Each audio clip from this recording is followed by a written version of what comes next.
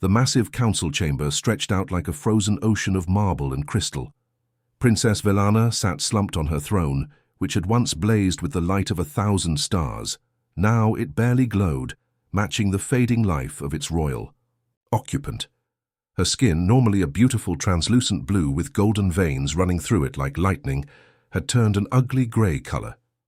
The Kethvar poison was doing its deadly work, slowly turning her organs into brittle glass. Captain. Jiwon watched from his place in the human delegation, feeling his stomach turn with disgust, not at the princess's condition, but at what he was witnessing around him. 47 different alien species had representatives in this chamber, creatures with tentacles instead of arms, beings made of living rock, others that looked like walking trees. All of them supposedly civilized, all of them supposedly here to maintain peace in the galaxy. And every single one of them was just standing there, letting her die. The Zephyrian ambassador, a tall creature covered in silver scales, was arguing with the Thornak delegate about proper diplomatic procedure. The rock-like granites were having their own heated discussion about ancient protocols. Even the usually peaceful meadowfolk were debating whether approaching the princess would violate some old treaty from centuries ago. Jiwon had been in the military for 15 years before becoming a diplomat. He had seen death before. He had watched good soldiers die in his arms during the border conflicts. But this was different.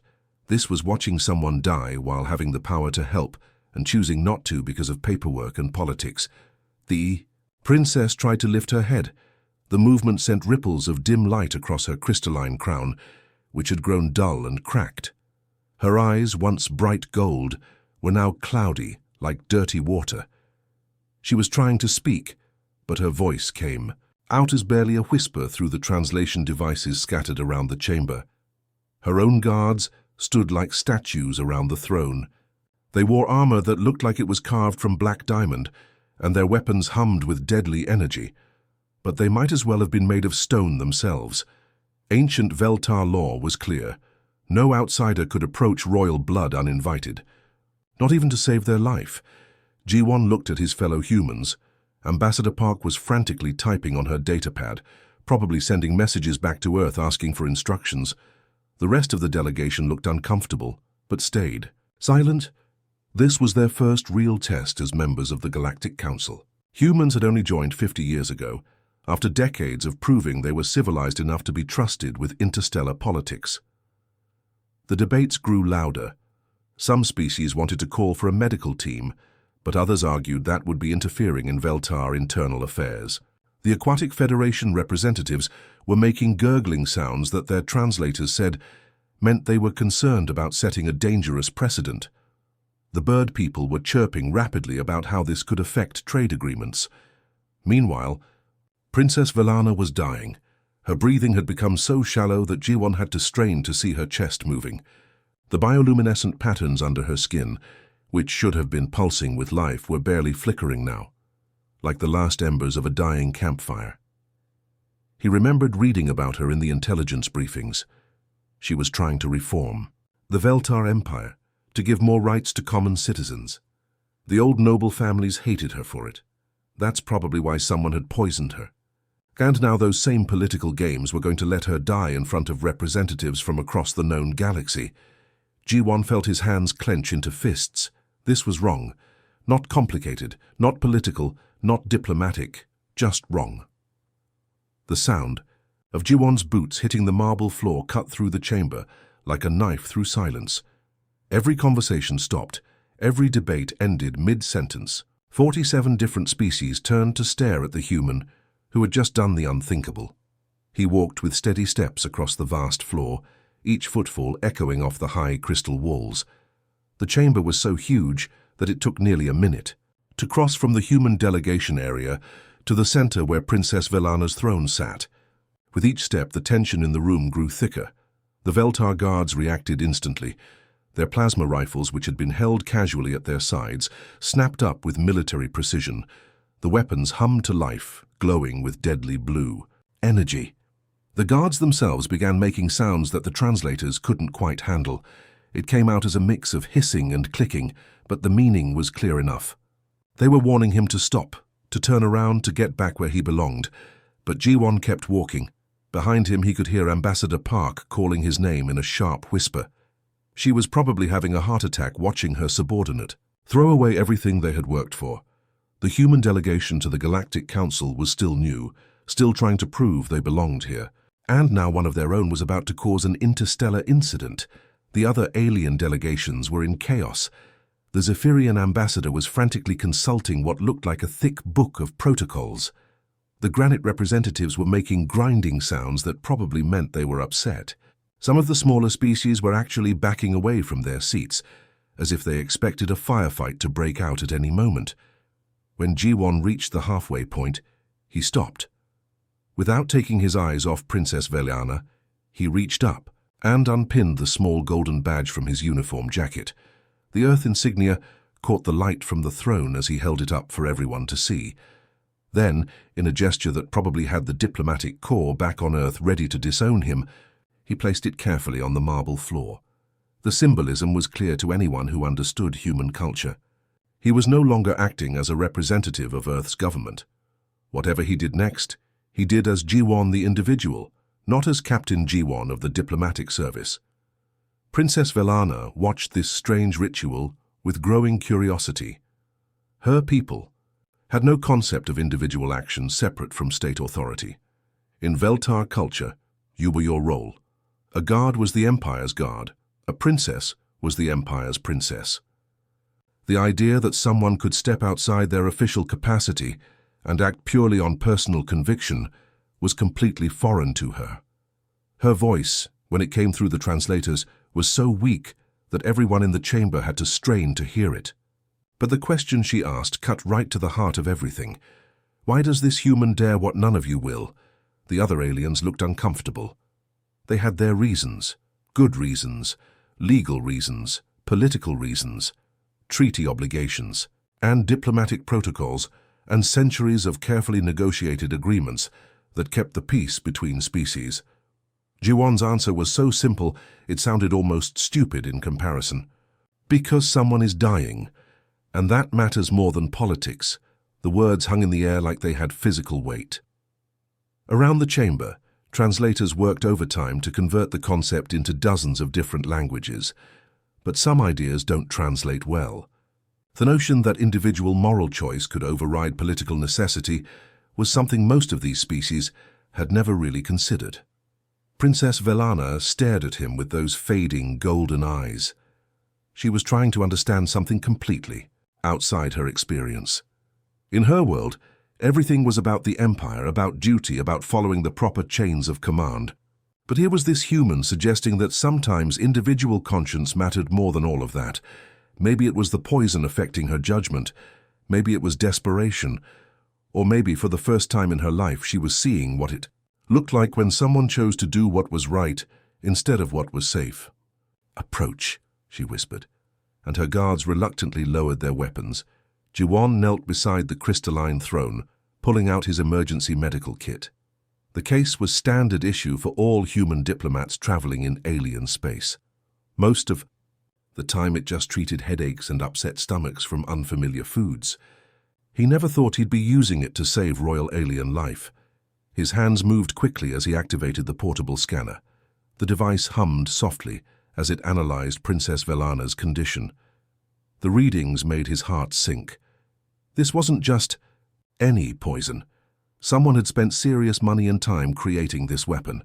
The toxin was completely artificial, designed by someone who knew exactly how Veltar biology worked. "Whoever did this really wanted you dead," he muttered, more to himself than to her. The poison was attacking her circulatory system in a way that human toxins never could. Instead of shutting down organs or stopping the heart, it was literally turning her blood vessels into glass. The process was slow and agonizing, designed to cause maximum suffering before death. Ji-won looked through his medical supplies. He had basic stabilizers, some universal antibiotics, and a few experimental treatments that Earth's xenobiology department had been working on. None of it was designed for this specific situation. But Maybe if he combined the right chemicals and got lucky, he could slow down the crystallization process. The risk was huge. If he got the dosage wrong, he could speed up the poison instead of slowing it down. She could die in minutes instead of hours. And if the crown princess of the Veltar Empire died while a human was treating her, it wouldn't matter that he was trying to help. Hearth would probably find itself facing the Veltar fleet within a week. As he prepared the injection, Princess Velana watched him with those cloudy, golden eyes. Her voice was stronger now, probably because she was lying down instead of trying to sit upright on the throne. I do not understand you, human. Your species has been part of the council for barely 50 years. You have no political power, no military strength that could protect you from the consequences of failure. Yet you risk everything for someone you have never met. Jiwon looked up from his work. It's hard to explain to someone who's never experienced it. Try, she whispered. He thought about it while he calculated the proper dosage. How do you explain individual moral choice to someone whose entire culture was built on collective responsibility? In human culture, we believe that every person has something inside them that knows right from wrong. We call it conscience. It doesn't care about politics or consequences or what other people think.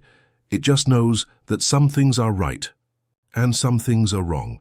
The princess made a sound that might have been laughter if she'd had more strength. And your conscience tells you to save me?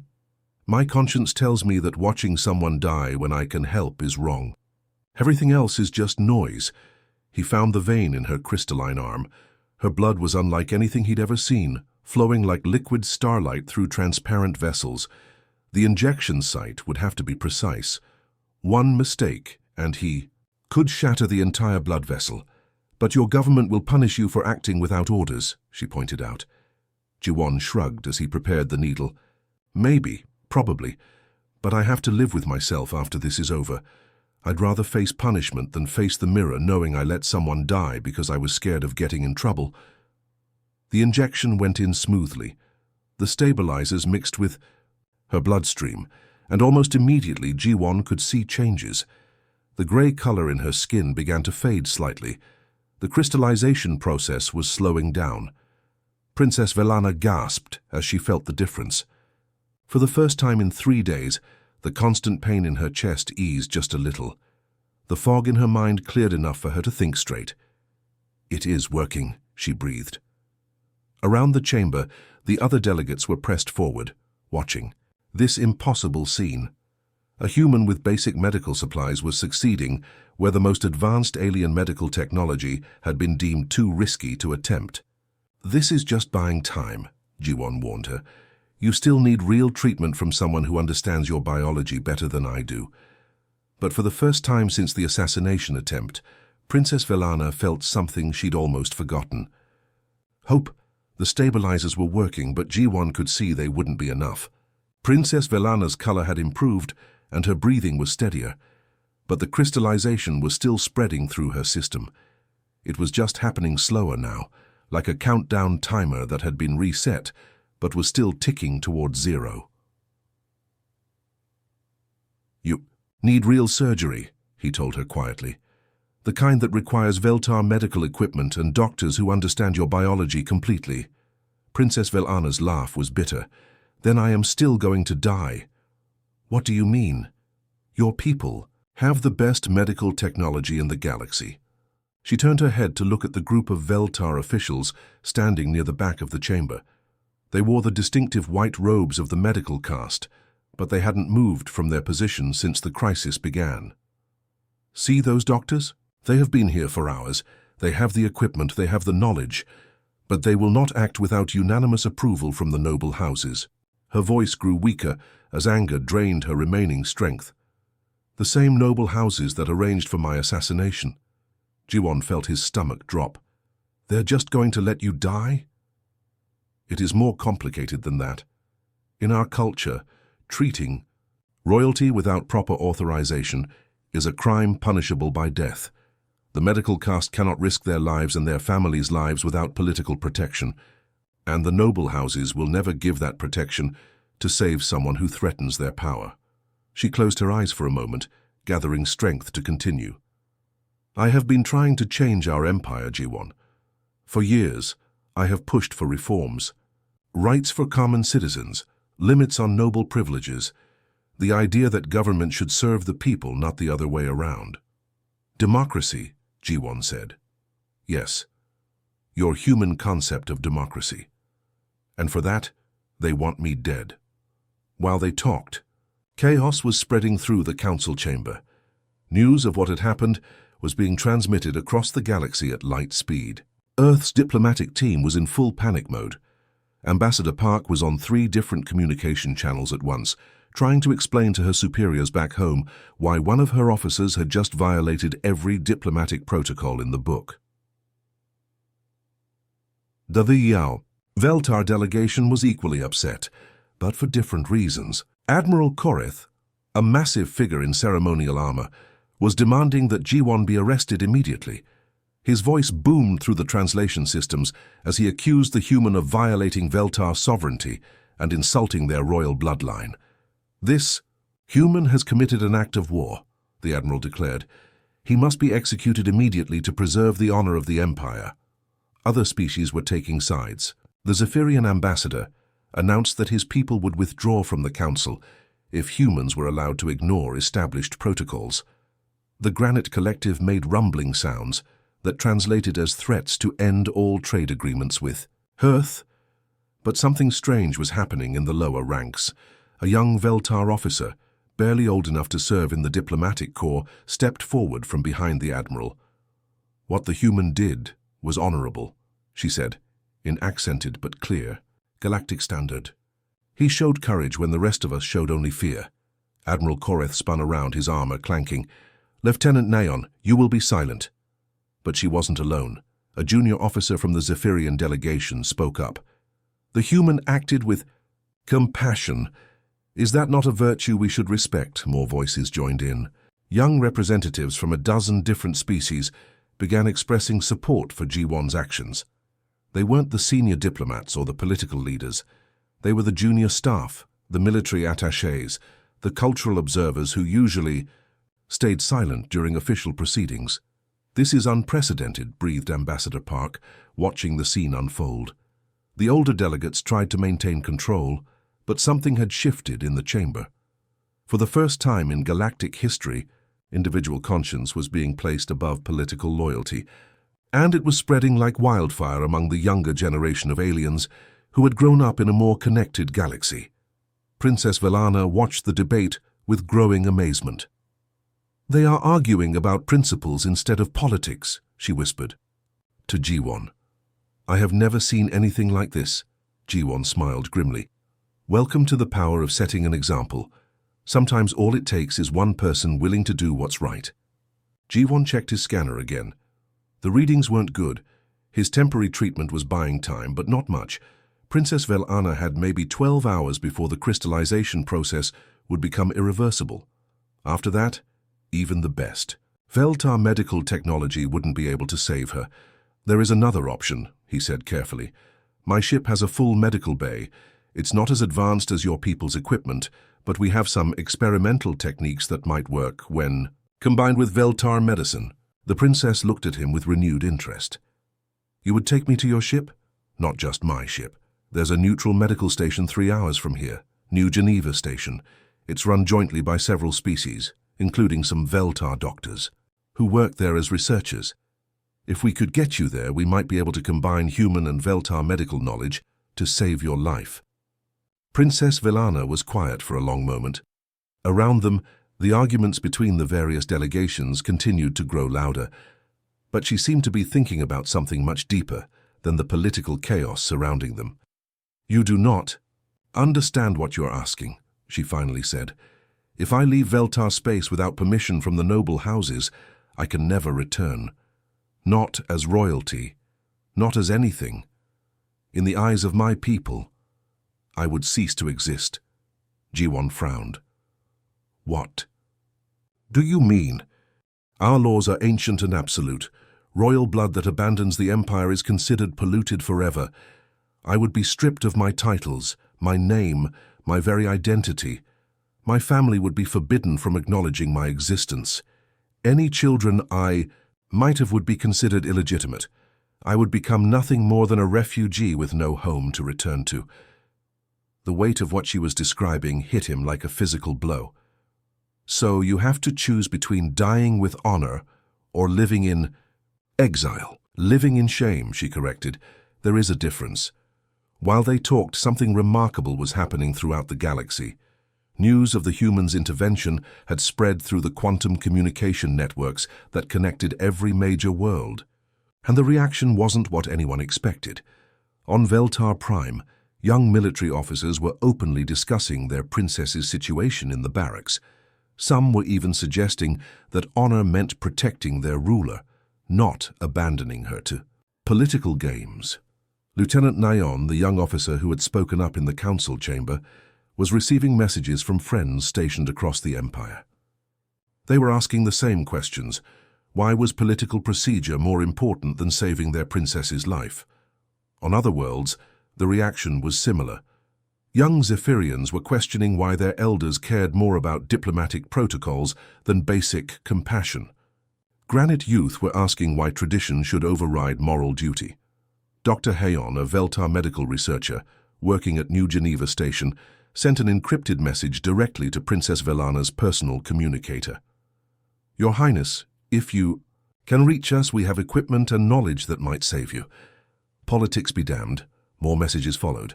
Scientists from 6 different species offered their expertise. Transport ships volunteered to provide escort.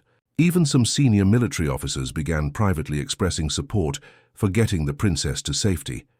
The established powers watched these developments with growing alarm. For centuries, they had maintained order through a careful balance of political authority and species loyalty. Individual conscience was dangerous because it was unpredictable.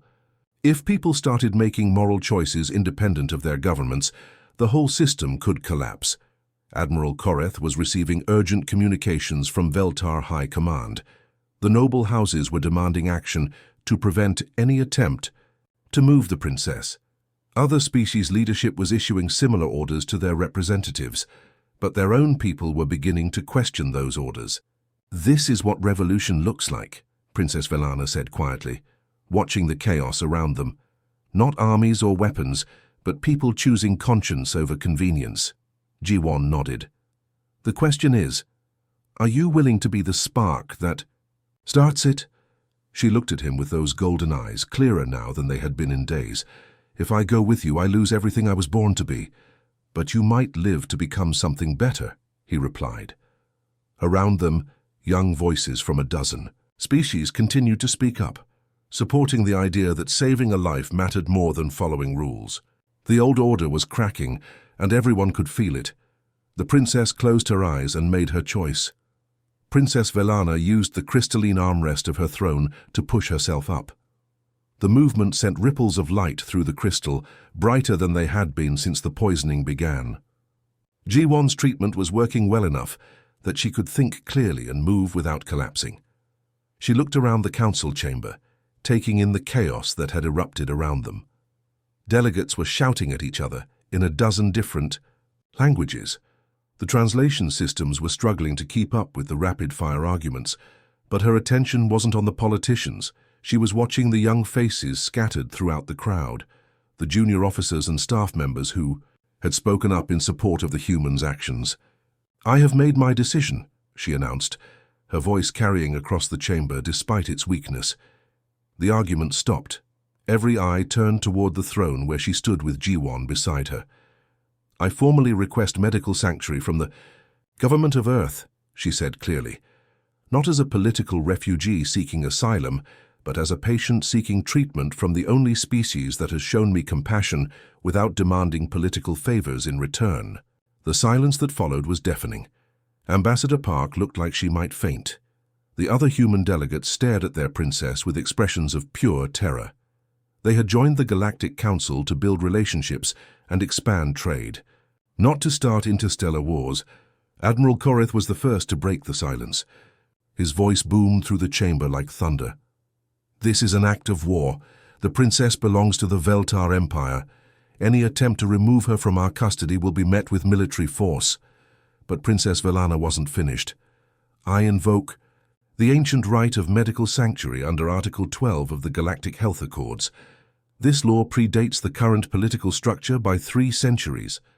It states that any sentient being facing death has the right to seek medical treatment from any species capable of providing it. Ji-won had never heard of Article 12, but apparently it was real. The legal experts in various delegations were frantically checking their databases. The Zephyrian law specialist was nodding reluctantly. Even the Granite Collective's legal advisor was making grinding sounds that translated as grudging agreement. "The law is clear," announced the chief arbiter, an ancient being whose species had helped write most of the galactic legal code. Medical sanctuary cannot be denied under these circumstances, but laws were one thing, politics were another. Admiral Korath stepped forward, his armor gleaming under the chamber's lights. "Law or no law, if humans take our princess, the Veltar fleet will consider it kidnapping. We have 200 warships in this system alone." The threat hung in the air like a toxic cloud. Earth's small fleet consisted of maybe 30 ships, most of them exploratory vessels with light defensive weapons. In a straight fight, humanity would be wiped out in hours. Back on Earth, emergency sessions were being called in every major government building.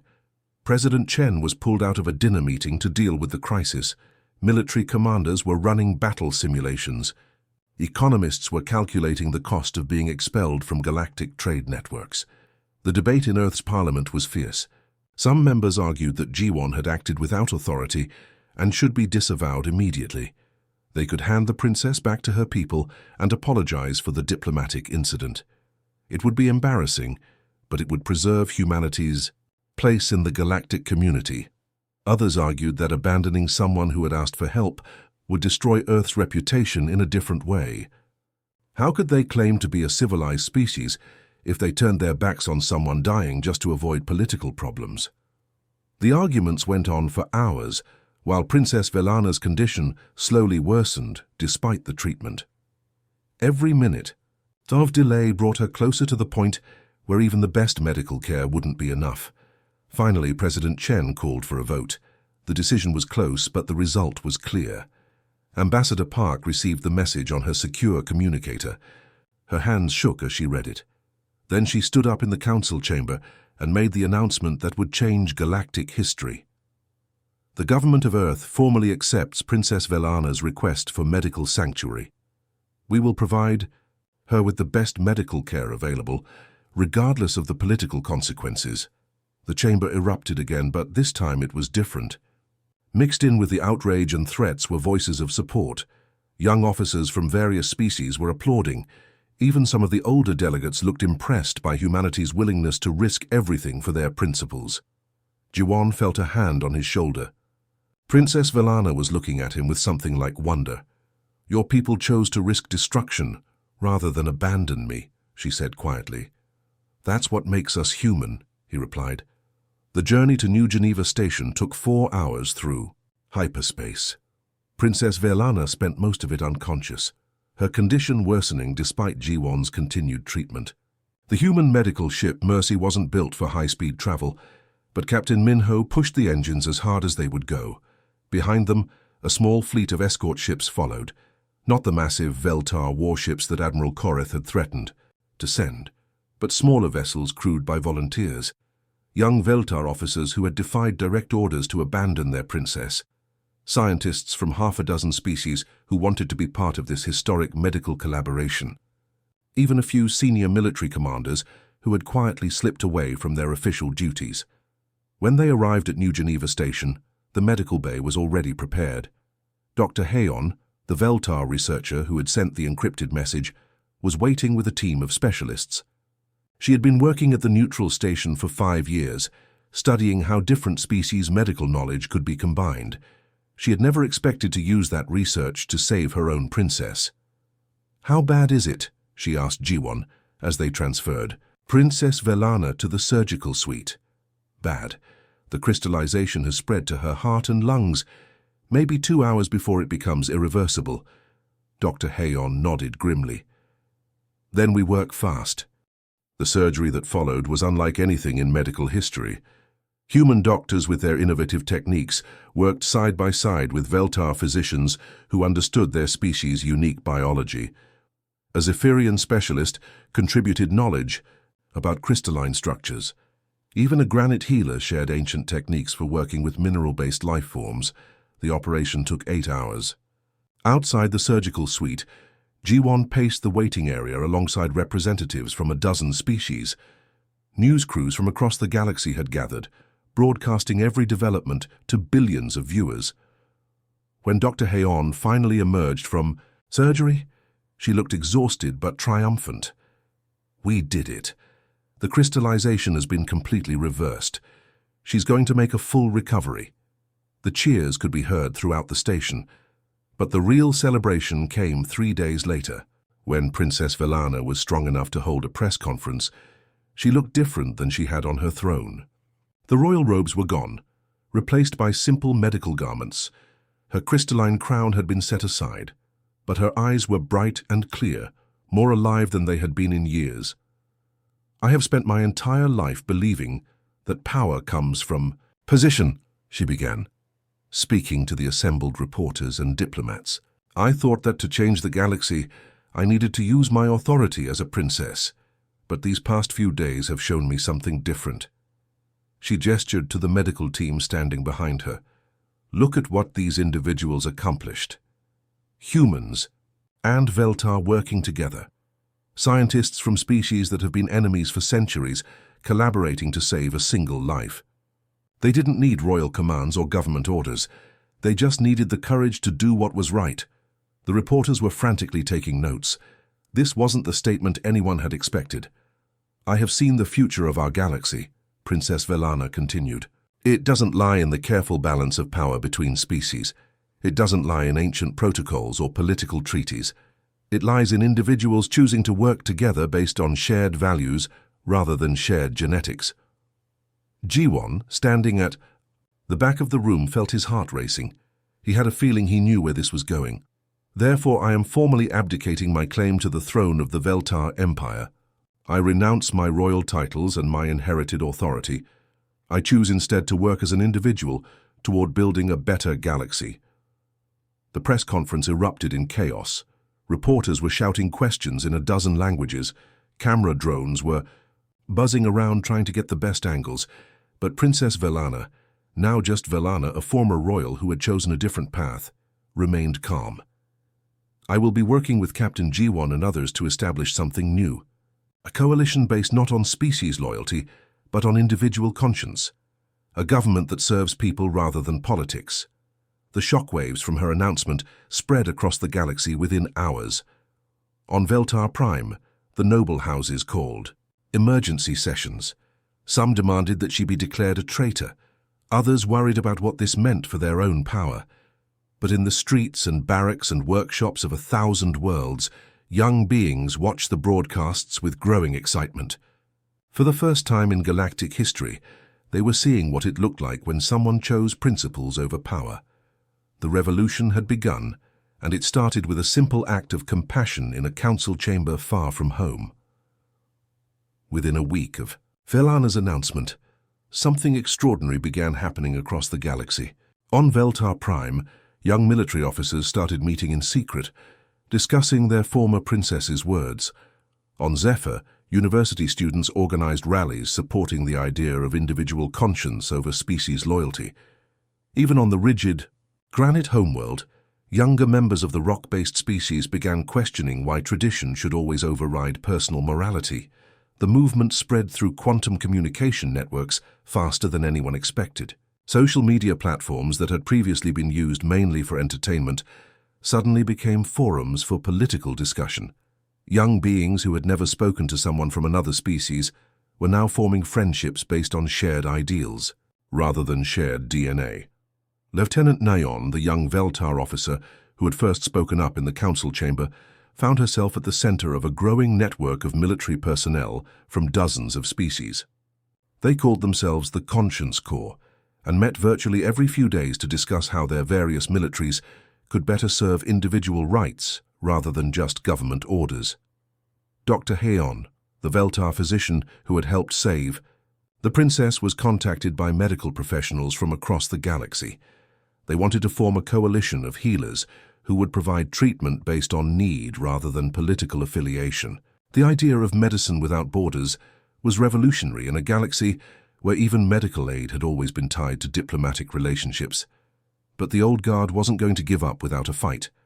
Admiral Koreth was promoted to Supreme Commander of Veltar forces and given orders to hunt down the traitorous princess and her human accomplice. The Zephyrian government declared the growing movement a threat to galactic stability. The Granite Collective announced that any of their citizens caught participating in cross-species political activities would be stripped of their citizenship. Some governments went even further. The Aquatic Federation proposed forming what they called the Traditional Alliance, a coalition of species committed to maintaining the old ways of conducting galactic politics. They argued that the human contamination of individual conscience was dangerous to the careful balance that had kept peace for centuries. The first assassination attempt came 3 weeks after Velana's abdication. A sniper's plasma bolt missed. G won by inches as he walked between buildings on New Geneva Station. Security footage showed the attacker was a professional killer hired by someone with serious money and political connections. 2 days later, a bomb was discovered in Velana's quarters. The explosive was designed to look like an accident, but the station's security chief, a tough human woman named Captain Somin, wasn't fooled. "Someone really wants you two dead," she told them during the security briefing. And they're not amateurs. But instead of intimidating them, the attack seemed to energize the growing movement. Young beings across the galaxy saw the assassination attempts as proof that the old powers were afraid of change. If individual conscience wasn't dangerous to corrupt governments, why would they try so hard to stop it? G1 and Velana decided to formalize what they were building. Working from a small office on New Geneva Station, they began drafting the charter for something called the Interspecies Individual Rights Coalition. The name was deliberately bureaucratic and boring, but the ideas behind it were revolutionary. The coalition's first principle was simple. Every sentient being had the right to make moral choices based on their individual conscience, regardless of what their government or species leadership demanded. The second principle was equally radical. Cooperation between individuals from different species should be based on shared values, not genetic similarity or political convenience. The charter was signed by representatives from 43 different species within the first month. Most of them were young, and none of them held high positions in their respective governments. But they represented something new in galactic history, beings who identified more with their principles than with their species. The coalition's first major action was establishing a refugee program for individuals who faced persecution for acting on their conscience. Veltar officers who refused orders to attack peaceful protesters, Zephyrian scientists who shared research with enemy species, granite workers who went on strike to protest unsafe working conditions. Traditional governments were horrified. For centuries, they had maintained control by ensuring that every individual's primary loyalty was to their species and government. If people started thinking of themselves as individuals first and species members second, the whole system of galactic politics would collapse.